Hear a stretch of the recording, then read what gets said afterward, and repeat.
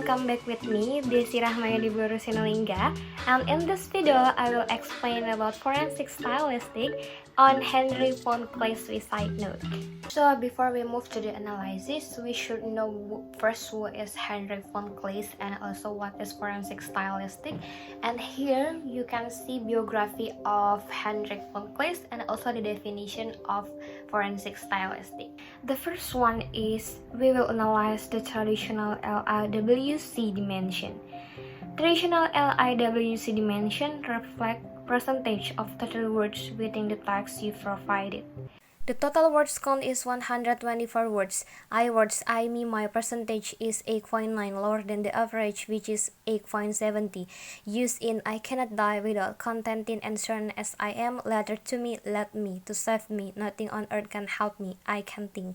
The percentage of social words as can be seen by the word used in reconciling myself with all the words before all others is 13.0, higher than the average, which is 8.69. The text show high positive emotion based on the verb, noun, and adjective used like heaven, joy, and trouble, bliss, with a percentage of 8.1, higher than the average, which is 2.57. While negative emotion shows small percentage of 0.0, which is lower than the average, 2.12. Cognitive processes can be seen by the word used in that I can think of for you is in the percentage of 15.4, higher than the average, which is 12.52.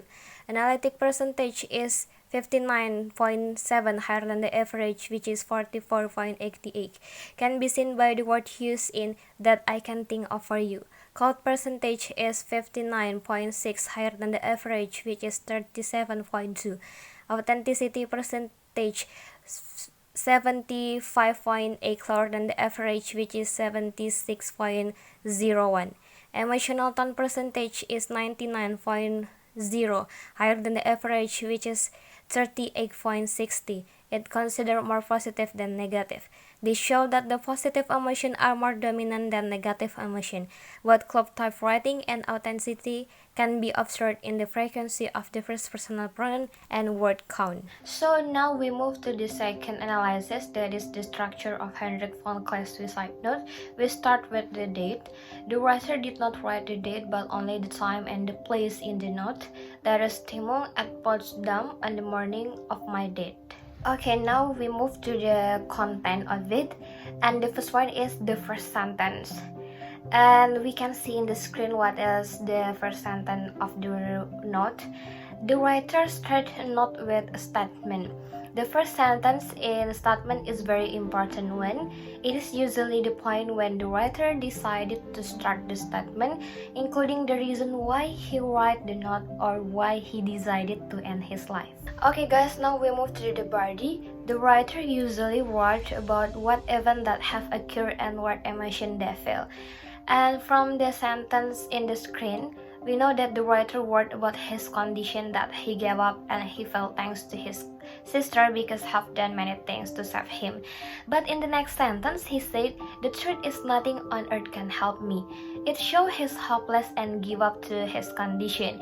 He thought there is no one could save him from all his pain and problems, so he decided to end his life. Okay, now we move to the purpose.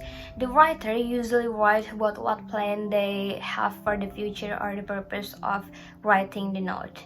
And from the sentence in the screen, we know that the writer wrote about the purpose and the hope after he died. He hoped after he died that he got the joy and untroubled bliss. The implicit meaning is the hope after died. The pain and the problem were gone and he got the joy in his new place. The next one is closing. The writer ends his note with his name and the place, also the time he died. The example of sentence closing we can see in the screen. The third analysis is forensic semantic analysis. In this part of analysis, some interesting part of Heinrich von Kleist's suicide note were analysis to investigate the real motivates behind his suicide. For example, in the sentence, the truth is nothing on earth can help me.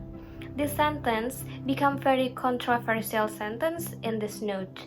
It's explained that he very hopeless condition. All his problems like the financial worries, his friendship, and his work was not appreciated make his life in trouble. He cannot stay any longer in this world because he thought no one could help him at that time. So he thought with end his life he could regardless for all his trouble in life. The second sentence is, may heaven send you a death, even half equal to mine in joy and unutterable bliss. That is the most heartfelt and profoundest with that I can think of for you. This sentence also became one of the motivates behind his suicide. He hoped his sister would get the joy and unutterable bliss from heaven like he got. So this explained that by end his life, he thought would get joy and unutterable bliss from heaven. Then the trouble in his life would gone because after he died, he would stay in heaven, not on earth.